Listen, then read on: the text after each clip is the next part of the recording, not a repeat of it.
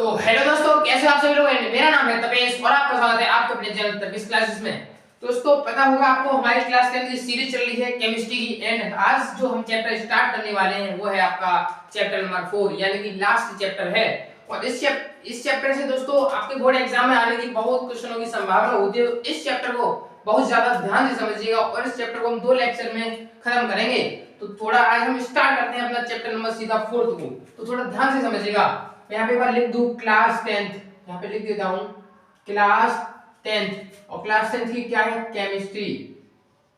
क्या है? Chemistry. Class 10th chemistry. और केमिस्ट्री में चैप्टर नंबर 4 है और उसको हम स्टार्ट करते हैं। Chapter number 4, chapter number 4। और चैप्टर नंबर 4 का नाम है कार्बन एंड इट्स कंपाउंड। उसको हम हिंदी में बोलते हैं कार्बन एवं उसके यौगिक। यानी कि हमें कार्बन के यौगिकों के बारे में पढ़ना है, कार्बन के कितने यौगिक हैं, कौन से हैं और उनके बारे में कुछ स्टडी करनी है। एंड दोस्तों बहुत सारी स्टडी, बहुत सारी पढ़ाई तो हम आगे की लेवल में करेंगे हायर एजुकेशन में, ठीक है। तो आपके चैप्टर का नाम है carbon and its compound. Chapter का नाम है कार्बन एंड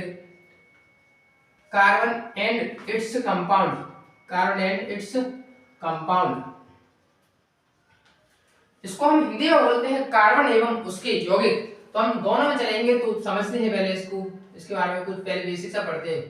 कार्बन एवं उसके यौगिक, पहले हम इसी बेसिक के बारे में बात करते हैं। उस कार्बन क्या है एंड उसके यौगिक क्या होते हैं, तो पहले समझते हैं। और आज दोस्तों कार्बन जो है कोयला, आपको मैं आज आपको रियलिटी में दिखाऊंगा कि कोयला कैसा होता है, कि हाथ में लेके आऊंगा कोयला, बहुत सारा कोयला जो आपने देखा होगा जो ट्रेनों में जो कोयला आता है, आज मैं वो कोयले को लेके आया हूँ आपको दिखाने के लिए। तो अभी दिखाऊंगा, पहले आपको वेट करना पड़ेगा, उसके लिए आपको पहले वीडियो देखनी पड़ेगी कुछ, ठीक है। तो पहले मैं आपको स्टार्ट करता हूँ। यहाँ पे जो वर्ड है कार्बन, क्या है? कार्बन। तो पहले इसके बारे में पढ़ते हैं कि होता क्या है कार्बन, कि कार्बन के बारे में हमें आगे क्यों पढ़ रहे हैं हम कार्बन के बारे में। हमारी पीरियोडिक टेबल में 118 एलिमेंट है, तो आखिर में कार्बन ही ऐसा क्या है कि जिसके बारे में इतना बहुत एक चैप्टर पूरा दिया हुआ है, एक नहीं, दो नहीं, दो टॉपिक नहीं, पूरा चैप्टर दिया गया है। अरे चैप्टर जो हमारा नाइट्रोजन के ऊपर तो भी तो दे सकता था, हाइड्रोजन, हीलियम, बट ऐसा क्या है कि कार्बन के ऊपर दिया। तो इसके बारे में आज हम डिटेल से पढ़ेंगे कार्बन के ऊपर इतना एक एक चैप्टर क्यों दिया गया है। और आगे जब आप जाओगे क्लास 11th में, क्लास 12th में और हायर जब एजुकेशन करोगे, तो आप कार्बन की एक एक बुक पढ़ने के लिए मिलेगी। केवल कार्बन के कुछ पार्ट होगी, एक एक बुक आएगी तो आपको पढ़ने के लिए मिलेगा। तो उन बातों को रखते हैं साइड में, एंड चैप्टर करते हैं अपना सीधा स्टार्ट। तो सबसे पहले स्टार्ट करते हैं कार्बन से, कि कार्बन क्या है। ठीक, कार्बन क्या है, यहाँ पे लिखता हूं मैं कार्बन, ठीक है। इसको हिंदी में हम क्या बोलते हैं? कार्बन। तो इसके बारे में हम स्टडी करते हैं। सबसे पहले कार्बन, तो कार्बन आपने देखा होगा। सबसे पहले हम स्टार्ट करते हैं पीरियोडिक टेबल से। पीरियोडिक टेबल से यानी कि हम जब आवर्त सारणी आपने देखी होगी, जो चार्ट में जो मैंने पहले यहाँ पे लगा रखा था, जो चार्ट था पीरियोडिक टेबल का यानी कि आवर्त सारणी का, उसमें हमने पढ़ा है कि जो आवर्त सारणी में कार्बन कहाँ पे आता है। देखिए hydrogen, helium, lithium, beryllium, boron, carbon, यानी कि जो कार्बन है वो 6 नंबर पे आता है। तो यहाँ पे हम लिख सकते हैं कार्बन का, किसका? कार्बन का जो एटॉमिक नंबर कितना है? 6। तो सबसे पहला पॉइंट क्या है? कार्बन का एटॉमिक नंबर होता है 6। इसको हम बोलते हैं परमाणु द्रव्यमान। मैं सब लिख रहा हूं, आप टेंशन मत लीजिएगा, सब मुझे बता दीजिएगा कहां पे टेंशन हो रही है। इसको बोलते हैं परमाणु, इसको बोलते हैं परमाणु क्रमांक, इसको बोलते हैं परमाणु क्रमांक। क्या बोलते हैं? परमाणु क्रमांक।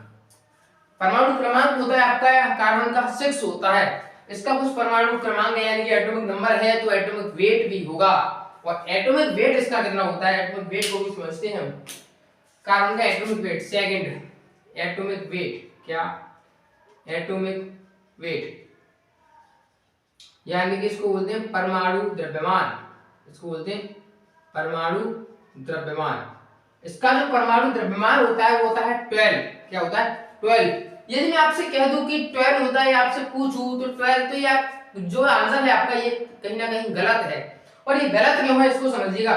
जैसे मैंने कहा था एटॉमिक नंबर उसका 6 है, तो एटॉमिक वेट 12 है, तो ये 6 तो एक नंबर को बता रहा है, 6 तो एक संख्या है और 12 भी एक संख्या है। तो जैसे मैं आपको आपसे पूछता हूँ हर बार कि ऐसे आपका वेट कितना है, आप में वजन कितना है, तो आप कहते हो 36, 37, 40, 50, 80, 75, कुछ भी कह सकते हो, ठीक है। तो ऐसे ही जब उसमें यदि आपने ऐसे बोला 50 है, 70 है, तो ये गलत है। तो आपको लास्ट में उसकी यूनिट लगानी पड़ेगी, 50 किलोग्राम, 75 किलोग्राम। तो ऐसे ही मैं 12 लिख दूंगा तो ये हमारा गलत कहलाएगा, क्योंकि 12 तो नंबर है। तो इसीलिए मुझे यहाँ पे 12 इसकी भी परमाणु द्रव्यमान की कुछ यूनिट होती है, तो मुझे वो लगानी पड़ेगी। तो उसकी जो यूनिट होती है वो होती है AMU। क्या होती है? AMU, atomic mass unit. AMU का मैं मतलब यहाँ पे लिखता हूँ। A का मतलब होता है एटॉमिक, क्या होता है? एटॉमिक। M का मतलब होता है मास, एटॉमिक मास। U का मतलब होता है यूनिट। इसको बोलते हैं परमाणु द्रव्यमान मात्रा। इसको क्या बोलते हैं हम हिंदी में?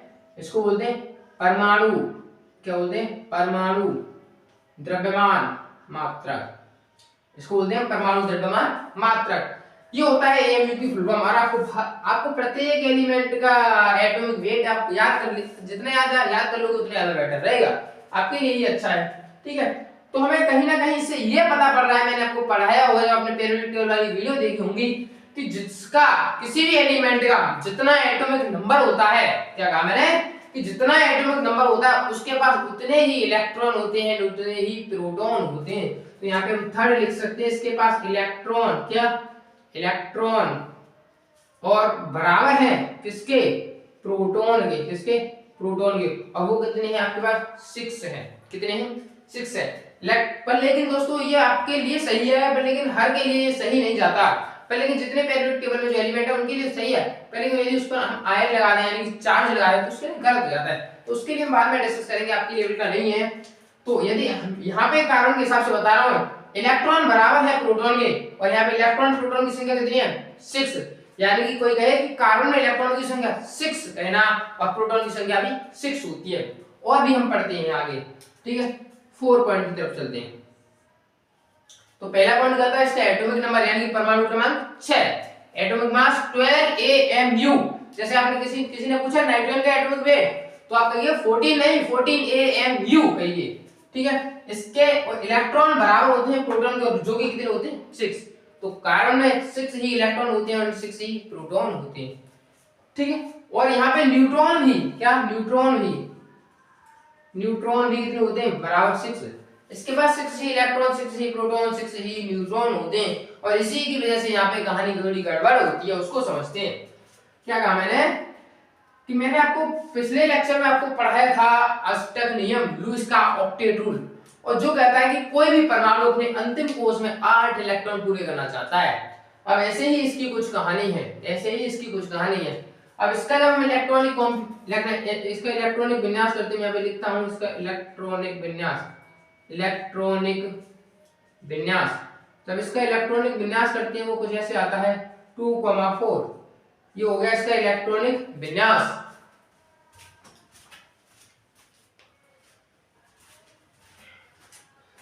तो ये तो हो गया इसका इलेक्ट्रॉनिक विन्यास, लेकिन 2,4। और मैंने आपसे कहा था कि कोई भी परमाणु अपने अंतिम कोश में 8 इलेक्ट्रॉन पूरे करना चाहता है। तो इसके अंतिम कोश में देखा जाए तो इसके अंतिम कोश में बेचारे के में कितने इलेक्ट्रॉन है? 4 इलेक्ट्रॉन है। ये कितने इलेक्ट्रॉन है? 4 इलेक्ट्रॉन है। क्या है? 4 इलेक्ट्रॉन। तो कहानी बड़ी गड़बड़ है, क्यों? क्योंकि किसी व्यक्ति के पास 8 रुपए की जरूरत है और उसके पास पूरे आधे रुपए हो, तो आधे रुपए तो लेना उसे बहुत मुश्किल पड़ता है। अब मान लीजिए इसके पास कहीं कैसे भी 6 होते तो 2 शायद ले ले, और शायद इसके पास 2 होते तो अपने 2 किसी को दे दे, किसी और का भला हो जाए। पर लेकिन कहानी बहुत गड़बड़ है। तो 4 इलेक्ट्रॉन है तो 4 या तो ले सकता है या तो दे सकता है, 2 ही पॉसिबिलिटी है। या तो 4 किसी से ले लेगा तो 8 हो जाएंगे, 4 किसी को दे देगा तो इसके पास 2 हो जाएंगे, यानी कि इसका द्विक कंप्लीट हो जाएगा, ठीक है। पर लेकिन ये करता क्या है तो थोड़ा इसको समझते हैं। हमने बॉन्ड के बारे में कुछ पढ़ा है, जैसे ये जो है ये क्या है? ये बॉन्ड होता है, ठीक। ये जो डंडा से दिख रहा है, ये डंडा है, बॉन्ड है। इसे डंडा नहीं बोलते पर, ठीक है, ये इसे बॉन्ड बोलते हैं। अब पढ़ते हैं आगे 5 पॉइंट। इसके अंतिम कोश में 4 इलेक्ट्रॉन होते हैं। ये 4 इलेक्ट्रॉन होने के कारण ना तो ये अपने 4 इलेक्ट्रॉन दे देता है, ना तो ये 4 इलेक्ट्रॉन लेता है, ये कुछ भी नहीं करता। तो ये करता क्या है? ये करता कुछ ऐसे है, ये कहता है भाई तेरे पास 4 है, मेरे पास भी 4 है, तो थोड़ा सा तू आगे सर का, थोड़ा सा मैं आगे दूंगा, तो हम आपस में क्या करेंगे, साझेदारी, क्या करेंगे, साझेदारी। और साझेदारी से बनता है यहाँ पे बॉन्ड, क्या बनता है, साझेदारी से बनता है बॉन्ड। और जब इलेक्ट्रॉनों की, किसकी साझेदारी से बॉन्ड बनता है, यहाँ पे इलेक्ट्रॉनों की साझेदारी से बंध बनता है। जब इलेक्ट्रॉनों की समान साझेदारी से जब बंध बनता है, उस बंध को हम बोलते हैं सहसंयोजक बंध। क्या बोलते हैं, सहसंयोजक बंध। क्या बोलते हैं, सहसंयोजक। इसको हम बोलते हैं सहसंयोजी, सहसंयोजी बंध। इसको हम इंग्लिश में बोलते हैं कोवेलेंट बॉन्ड। क्या बोलते हैं, कोवेलेंट बॉन्ड। कोवेलेंट बॉन्ड क्या होता है, यानी कि जब इलेक्ट्रॉनों की इक्वल साझेदारी से, इक्वल शेयरिंग से जब बॉन्ड बनेगा, तो उस बॉन्ड को हम कहेंगे कोवेलेंट बॉन्ड, यानी कि सहसंयोजी बंध। तो जब कार्बन को, यदि आपसे कोई पूछे कार्बन कौन सा बॉन्ड बनाता है, तो आप कहेंगे सहसंयोजी बॉन्ड। पेपर में पूछ लेता है सहसंयोजी बॉन्ड के बारे में बताइए, ठीक है। तो अब हम समझते हैं, तो हम कहीं ना कहीं ये कह सकते हैं, अगला पॉइंट 6 संयोजकता के पहले बारे में पढ़ते हैं। एक वर्ड है संयोजकता, संयोजकता, इसको हम बोलते हैं बैलेंसी। बैलेंसी सबसे पहले पढ़ते हैं, बैलेंसी क्या होती है, यानी कि कोई भी परमाणु, क्या कहा मैंने, कोई भी परमाणु कितने बॉन्ड बनाता है, कोई भी परमाणु जितने बॉन्ड बनाता है उसी को हम कहते हैं बैलेंसी, यानी कि संयोजकता। यानी कि कोई परमाणु कितने बॉन्ड बना रहा है तो उसकी क्या है, संयोजकता। तो हम कह सकते हैं बंध बनाने की क्षमता, यानी बॉन्ड बनाने की कैपेसिटी। तो बंध बनाने की क्षमता को हम संयोजकता कहते हैं। तो पहले बैलेंसी के बारे में देखते हैं। बैलेंसी क्या होती है, बंध बनाने की क्षमता, बंध बनाने की क्षमता कहलाती है संयोजकता। और जो कार्बन की जो संयोजकता होती है, वो 4 इलेक्ट्रॉन ना तो दे सकता है, ना तो 4 इलेक्ट्रॉन दे सकता है, तो वो साझेदारी से करेगा। तो कितने इलेक्ट्रॉन, क्योंकि 4 मेरे होंगे, 4 उसके होंगे, तो टोटल हो गए 8। तो 8 इलेक्ट्रॉनों से बॉन्ड बनेंगे 4। तो याद रखने 2 इलेक्ट्रॉन, क्या कहा मैंने, 2 इलेक्ट्रॉन बराबर होते हैं एक बॉन्ड के। क्या कहा कि 2 इलेक्ट्रॉनों से कितने बॉन्ड बनते हैं, एक इलेक्ट्रॉन। अभी आप आगे एक्सप्लेन करेंगे, ठीक है। तो इसकी संयोजकता हम लिखेंगे यहाँ पे, इसकी संयोजकता कितनी होती है, 4, यानी कि इसकी 4 बॉन्ड बनाने की कैपेसिटी होती है। ये 4 बॉन्ड बना सकता है। समझ में आया हुआ। तो इतने आपके पास कुछ पॉइंट है, कार्बन के कुछ बेसिक से टर्म है, आपको ये याद करने पड़ेंगे, ठीक है। कार्बन 1 बॉन्ड भी बना सकता है, 2 भी बना सकता है, 3 भी बना सकता है, 4 भी बना सकता है। ये कुछ ऐसे मोस्ट इंपोर्टेंट है, 4 बॉन्ड तक बना सकता है। और हर कोई नहीं बनाता, कोई ज्यादा भी बनाता है। ऐसा नहीं है कि 4 बॉन्ड से ज्यादा नहीं बनते, बनाते भी हैं, ठीक है। तो आपके मैंने एक बार क्या रिवीजन करते हैं पहले। Atomic number 6, atomic weight 12 AMU, atomic mass unit, ठीक है। इलेक्ट्रॉन, प्रोटॉन, न्यूट्रॉन बराबर है किसके, कितने के, 6 के, यानी सबके इलेक्ट्रॉन, प्रोटॉन, न्यूट्रॉन इसमें कितने हैं, 6। इलेक्ट्रॉन में विन्यास 2,4, अंतिम कोश में 4 इलेक्ट्रॉन। सहसंयोजी बॉन्ड, यानी कि कौन सा बंध बनाता है, सहसंयोजी बंध। और इसकी संयोजकता क्या होती है, बंध बनाने की क्षमता, यानी कोई परमाणु कितने बंध बनाता है उसे उसकी संयोजकता कहते हैं। और कार्बन की जो संयोजकता होती है वो 4 होती है। तो इसके आपके ये समझ में आया होगा। मैं इसको मिटाता हूं और आगे की तरफ चलता हूं, तो इसको लिख लीजिएगा।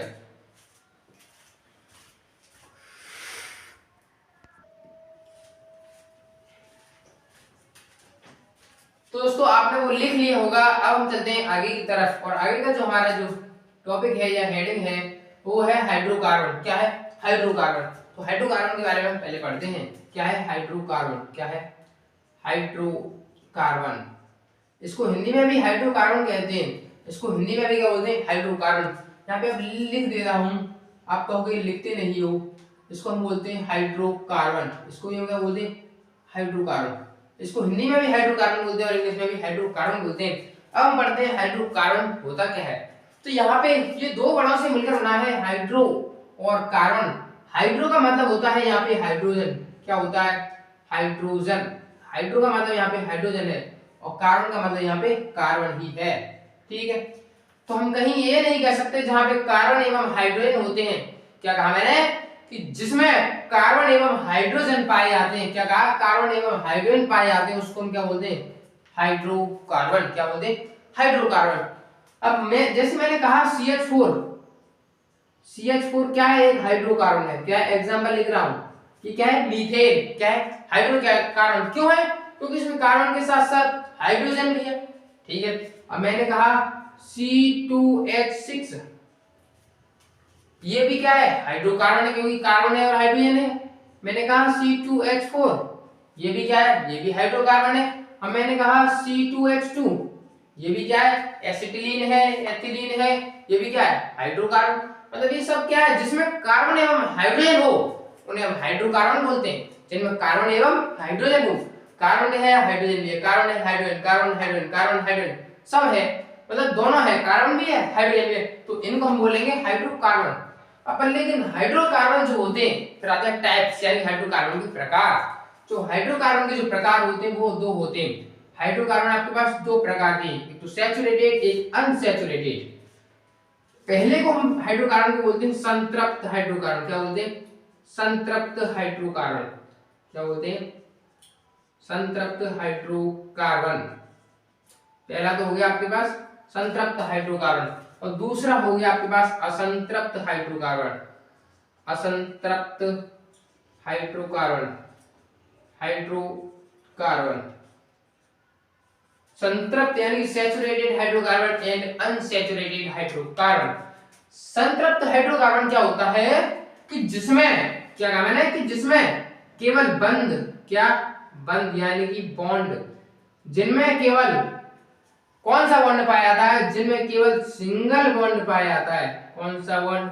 जिनमें केवल सिंगल बॉन्ड पाया जाता है उन्हें हम संतृप्त हाइड्रोकार्बन कहते हैं। जिनमें बॉन्ड, किसकी बात चल रही है यहाँ पे? बॉन्ड की। बॉन्ड के आधार पर इनका क्लासिफिकेशन हुआ है, जहां पे इनमें क्या होता है? Double bond. क्या बॉन्ड? डबल बॉन्ड, या यहाँ पे ट्रिपल बॉन्ड। कौन कौन सा बॉन्ड? Triple bond. यहाँ पे डबल बॉन्ड भी होता है या ट्रिपल बॉन्ड भी होता है। तो ऐसे हाइड्रोकार्बन जिनमें डबल बॉन्ड या ट्रिपल बॉन्ड कोई सा भी हो उन्हें बोलते हैं असंतृप्त यानी कि अनसैचुरेटेड, और जहां पे सिंगल, केवल सिंगल बॉन्ड होता है उनको बोलते हैं सैचुरेटेड यानी कि संतृप्त हाइड्रोकार्बन। अब एग्जांपल की तरफ चलते हैं। जैसे पहला ही हमारा ये था CH4 मीथेन। एग्जांपल मीथेन, इसका नाम होता है मीथेन, फार्मूला होता है CH4। स्ट्रक्चर देखिएगा इसकी CH4, ये रहा H। अब कोई यदि हाई लेवल का स्टूडेंट देख रहा है तो मैं बता दूं दोस्तों, ये जो है आपकी CH4 की स्ट्रक्चर उसके हिसाब से तो आपके 90 का एंगल होगा, पर लेकिन आप उन बातों को छोड़िएगा, ठीक है। अभी तो यहाँ पे कार्बन के देखो, ये भी सिंगल है, ये भी सिंगल है, ये भी सिंगल बॉन्ड है, ये भी सिंगल बॉन्ड है, ठीक है। तो इसके हिसाब से कार्बन सभी जगह सिंगल सिंगल बॉन्ड बना रहा है, तो ये कैसी हुई? संतृप्त हाइड्रोकार्बन, ठीक है। अब और एग्जांपल देखिएगा, C2H6 क्या है? C2H6 देखिए, C2 बना दी, एक H, एक H, एक H यहाँ पे, एक H यहाँ पे, एक H यहाँ पे, एक एक एक, तो ये सभी जगह क्या है? एक एक H है, यानी कि सभी जगह सिंगल सिंगल बॉन्ड बना रहा है, तो ये भी क्या है? संतृप्त हाइड्रोकार्बन। अब असंतृप्त की चलते हैं, तब चलते हैं जैसे C2H4 एग्जांपल, इसको बोलते हैं एथिलीन। क्या बोलते हैं? एथिलीन। C2H4 की कुछ ऐसे बनते हैं, देखिएगा, ये रही आपकी C2H4 की स्ट्रक्चर, इसको बोलते हैं एथिलीन। क्या बोलते हैं? एथिलीन। देखिएगा यहाँ पे कार्बन कार्बन के बीच में यहाँ पे डबल बॉन्ड है, तो इसको हम असंतृप्त हाइड्रोकार्बन बोलेंगे। इसको क्या बोलेंगे? असंतृप्त हाइड्रोकार्बन। यदि हम बात करें एसिटिलीन की, इसका फॉर्मूला होता है C2H2, इसको बोलते हैं एसिटिलीन, और C2H4 बोलते हैं C2H4 को हम बोलते हैं एथिलीन। अब C2H2 की स्ट्रक्चर देखिएगा, इसकी स्ट्रक्चर बना रहा हूं मैं, C ट्रिपल बॉन्ड, यहाँ पे C आता है और यहाँ पे एक हाइड्रोजन और यहाँ पे एक हाइड्रोजन, तो यहाँ पे ट्रिपल बॉन्ड पाया जा रहा है। कौन सा बॉन्ड पाया जा रहा है? Triple bond. तो जहां पे डबल बॉन्ड हो या ट्रिपल बॉन्ड हो उनको बोलते हैं अनसैचुरेटेड हाइड्रोकार्बन, इसको हिंदी में बोलते हैं असंतृप्त हाइड्रोकार्बन। तो दोस्तों मैं आशा करता हूं आपके संतृप्त हाइड्रोकार्बन एंड असंतृप्त हाइड्रोकार्बन क्लियर होंगे। जहां पे सिंगल बॉन्ड होता है उन्हें हम संतृप्त, जहां पे डबल बॉन्ड या ट्रिपल बॉन्ड उन्हें हम असंतृप्त हाइड्रोकार्बन बोलते हैं। तो समझ में आया होगा, और ये स्ट्रक्चर कैसे बन रही है आपको मैं बताऊंगा अभी, टेंशन मत लीजिएगा, पहले इसको नोट कीजिएगा। आप चलते हैं थोड़ा आगे की तरफ चलते हैं, ठीक है। इसको मिटाता हूं मैं अभी। संतृप्त और असंतृप्त दोस्तों आपके क्लियर होंगे।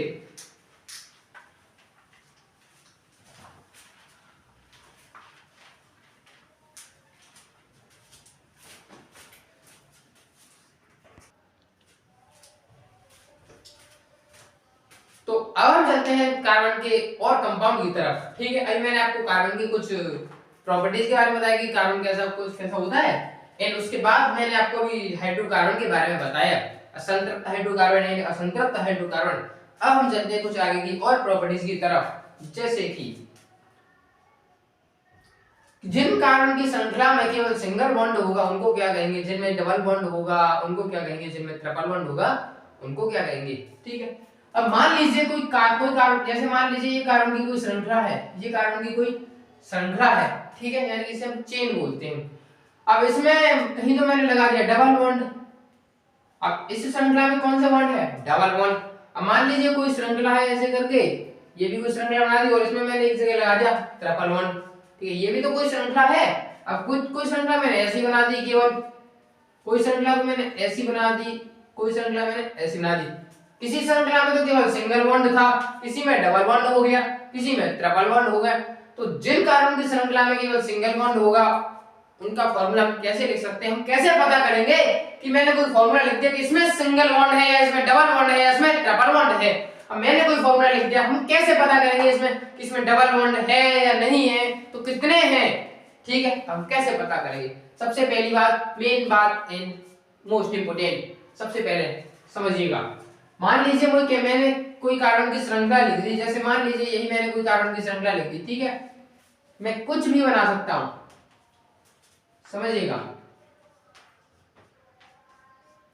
ठीक है, अब मैंने कहा आपको भी कार्बन जो है 4 बॉन्ड बनाता है, उसकी कार्बन की वैलेंसी 4 होती है, यानी कि 4 बॉन्ड बनाता है। और ऊपर से बनाए, नीचे से बनाए, इधर से बनाए, इधर से बनाए, इधर से बनाए, इधर से बनाए, किसी भी तरफ से बनाए तो कितने टोटल बॉन्ड होने चाहिए, 4। ये कार्बन हमें दिख रहा है ना, इधर से बना रहा है, इधर से ना, इधर से किधर से ही बना रहा है, बस इधर से बना रहा है, और जो कि केवल एक बॉन्ड। अब 4 बनाने के लिए अब जितने हाइड्रोजन की मतलब जितने बॉन्ड की सॉरी कमी होती है उतने हम हाइड्रोजन जोड़ देते हैं। अब एक हाइड्रोजन मैंने इधर जोड़ दी, एक हाइड्रोजन इधर जोड़ दी और एक हाइड्रोजन मैंने इधर जोड़ दी। अब टोटल हाइड्रोजन के लिए आए बॉन्ड निकले हैं 1 2 3 4 बॉन्ड पूरे। इसके पास एक ये रहा, एक ये रहा, 2 की कमी है तो एक ऊपर जोड़ दो और एक नीचे जोड़ दो, टोटल 4। इसके भी पास एक ऊपर एक नीचे, इसके भी पास 2 है, 4 करने के लिए एक ऊपर और एक नीचे, 4 हो गए। अब इसके पास देखिए एक ये रहा बॉन्ड, एक ये रहा, एक ये रहा, एक बॉन्ड की कमी है तो मैंने एक हाइड्रोजन जोड़ दिया। ऐसे ही आपको हाइड्रोजन पूरे करने हैं। यदि मैं इसका बोलूं तो आप कहोगे यहाँ पे कितना है, CH3, यहाँ पे C का कितने जुड़े हैं 3, फिर सिंगल बॉन्ड, फिर यहाँ पे CH2, इसको ऐसे भी लिखा जा सकता है। ठीक है, आपको पता होना चाहिए, इसको लिख लीजिएगा जरूरी, और इसकी जो जितने कार्बन की वैलेंसी पूरी करिएगा। अब हम चलते हैं आगे की तरफ। ये कुछ बेसिक था। अब मैंने क्या कह रहा था अभी, जहां पे केवल सिंगल बॉन्ड होगा हम कैसे पता करेंगे कि वहां पे सिंगल आएगा। मैंने मान लीजिए कोई फॉर्मूला लिख दिया C2H6, मान लीजिए C2H4, तो हम कैसे पता करेंगे कि यहाँ पे सिंगल बॉन्ड है, इसमें डबल है, इसमें ट्रिपल है, कैसे पता करेंगे। तो उसको जानने के लिए आपको फॉर्मूला पता होना चाहिए। कुछ 3 फॉर्मूले हैं जो कि बहुत बेसिक से बहुत आसान से फॉर्मूले हैं। ठीक है पहला फॉर्मूला, जिन कार्बन की श्रृंखलाओं में केवल सिंगल बॉन्ड पाया जाता है, मैंने क्या कहा कि जिन कार्बन की श्रृंखलाओं में केवल सिंगल बॉन्ड पाया जाता है उन्हें हम एल्केन कहते हैं, उन्हें हम क्या कहते हैं, एल्केन। और जिन कार्बन की श्रृंखलाओं में डबल बॉन्ड होता है उन्हें हम एल्कीन कहते हैं। क्या कहा मैंने, एल्कीन। जिन कार्बन की श्रृंखला में सिंगल बॉन्ड होता है उन्हें हम एल्केन कहते हैं, और जिनमें डबल बॉन्ड आ जाए तो उन्हें हम एल्कीन कहते हैं, और जिनमें ट्रिपल बॉन्ड आ जाए तो उन्हें हम एल्काइल कहते हैं, एल्काइल। समझ में आया होगा। यहाँ पे सिंगल बॉन्ड, यहाँ पे डबल बॉन्ड और यहाँ पे ट्रिपल बॉन्ड, समझ में आ रहा होगा कि single bond, double bond, triple bond, alkane alkene alkyl, alkane alkene alkyl. ठीक है, अब चलते हैं एल्केन की तरफ। इसका फॉर्मूला क्या होता है, ठीक है समझो। इसका फॉर्मूला होता है C यानी कि कार्बन, N यानी कि N का मतलब C बताऊंगा अभी, CnH2n प्लस 2। क्या कहा, फॉर्मूला क्या है, CnH2n प्लस 2, CnH2n प्लस 2, समझिएगा। यहाँ पे N बता रहा है हमें नंबर ऑफ कार्बन, क्या है, नंबर ऑफ कार्बन यानी कि कार्बन की संख्या, अब इसका फॉर्मूला होता है CnH2n ठीक है। यहाँ पे केवल 2 का गुणा करना है n में, यहाँ पे CnH2n-2 यहाँ पे जोड़ा है वहां पे घटा देना, यहाँ पे ऐड किया है यहाँ पे सब्ट्रैक्ट कर देना और बीच वाले में मल्टीप्लाई कर देना, बाद का प्लस माइनस से कोई मतलब नहीं, प्लस माइनस कोई मतलब नहीं। यहाँ पे नंबर ऑफ कार्बन है, नंबर ऑफ कार्बन ये भी n क्या है, नंबर ऑफ कार्बन, ठीक है। अब समझते हैं हम। अब मैंने कोई फॉर्मूला लिख दिया, जैसे मान लीजिए C2H6, क्या लिख दिया मैंने यहाँ पे इसको करता हूं अलग, मैंने कोई लिख दिया C2H6। अब हम इसको फॉर्मूले तो उसको प्रत्येक कोई भी बता सकता है, लेकिन उसको अप्लाई करना समझ में आना चाहिए। मैंने बोल दिया C2H6 कि इसमें कौन सा बॉन्ड होगा, समझते हैं।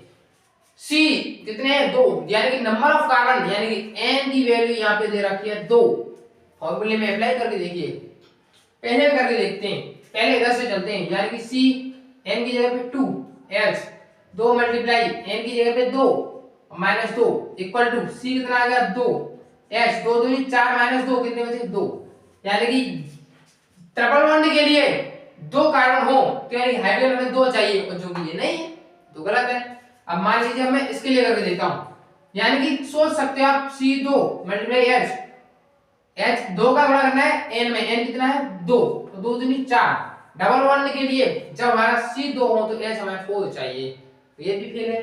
अब इसके लिए देखते हैं C2H 2 गुणा 2 प्लस 2 इक्वल टू C2 2 दूनी 4 और 2 6, यानी कि C2H6, यानी कि इसमें अप्लाई हो रहा है, तो इसका मींस इसमें केवल सिंगल बॉन्ड आएगा। क्या कहा मैंने, इसमें केवल सिंगल बॉन्ड आएगा, समझ में आया होगा। C2H6 में कौन सा बॉन्ड, सिंगल। तो इसको आप समझने के लिए आपको कैसे मैं बता रहा हूं, याद करिएगा एक बार कि इसमें जैसे मैंने कहा C2H4, इसमें क्या है, दूने का 2 गुना, दूना है मतलब 2 है, इसका केवल 2 गुना, मतलब किसी का 2 गुना हो जाए, किसी में 2 का गुना हो जाए तो उसमें तो डबल बॉन्ड, क्योंकि यहाँ पे n में किसका गुणा हो रहा है 2 का, तो मान लीजिए 4 है तो हाइड्रोजन कितने चाहिए 8, उस कौन सा बॉन्ड, डबल बॉन्ड। मान लीजिए 8 है, डबल बॉन्ड बनाना है तो 8 के लिए कितने, 8 दूनी 16, कौन सा बॉन्ड, डबल बॉन्ड। अब मुझे बनाना है ट्रिपल बॉन्ड, कार्बन है मेरे पास 5, तो 5 दूनी 10, पहले कीजिए डबल, पहले कीजिए उसको डबल, माइनस कर दीजिए 2। मान लीजिए मेरे पास 5 कार्बन है, क्या कहा मैंने, मान लीजिए मेरे पास 5 कार्बन है। अब मुझे बनाना है कौन सा बॉन्ड, मुझे बनाना है ट्रिपल बॉन्ड। कौन सा बनाना है, ट्रिपल बॉन्ड। तो मैंने पूछा हाइड्रोजन कितने आएंगे, हाइड्रेट कितने आएंगे। हाइड्रेट करने के लिए करना क्या है कि 2 का गुणा कीजिए और 2 घटा दीजिए, 2 का गुणा, तो 5 दूनी 10 में से 2 गए तो 8, यानी कि C2H8 equal to triple bond, ठीक। अब मैंने कहा सिंगल बॉन्ड के लिए 5 दूनी 10 में 2 जोड़ दीजिए, 10 और 2 12, H12। अब मैंने कहा 8 के लिए सिंगल बॉन्ड बताइए, तो C यानी 8 दूनी 16, 16 में 2 जोड़ दिए 18। ये डबल बॉन्ड के लिए C 8 दूनी 16, केवल 16 हाइड्रोजन चाहिए। अब 8 कार्बन हो तब, तो समझ में आया होगा। आपके नहीं समझ में आया तो प्लीज मुझसे वीडियो के कमेंट बॉक्स में चैट में लिख दीजिएगा, हमारे समझ में नहीं आया है, ठीक है, तो मैं आपको समझाने की कोशिश करूंगा। तो हमने यहाँ पे बताया आपको कि सिंगल बॉन्ड के लिए CnH2n+2 होता है, डबल बॉन्ड के लिए CnH2n होता है, ट्रिपल बॉन्ड के लिए CnH2n-2 होता है। तो ये तो था आपके चैप्टर का, कुछ सब कुछ चैप्टर का ही है। अब क्या है आपका, अब है आपको IUPAC नेम। IUPAC के बारे में हम कल चर्चा करेंगे दोस्तों। आज के लिए काफी, नेक्स्ट क्लास में बात करेंगे। एंड इस वीडियो को आपको ज्यादा से ज्यादा दोस्तों के पास शेयर करें, क्योंकि एग्जाम का समय है, आपको दोस्तों को कुछ हेल्प हो सके तो कर दीजिएगा दोस्तों। तो नेक्स्ट क्लास में मिलते हैं, धन्यवाद।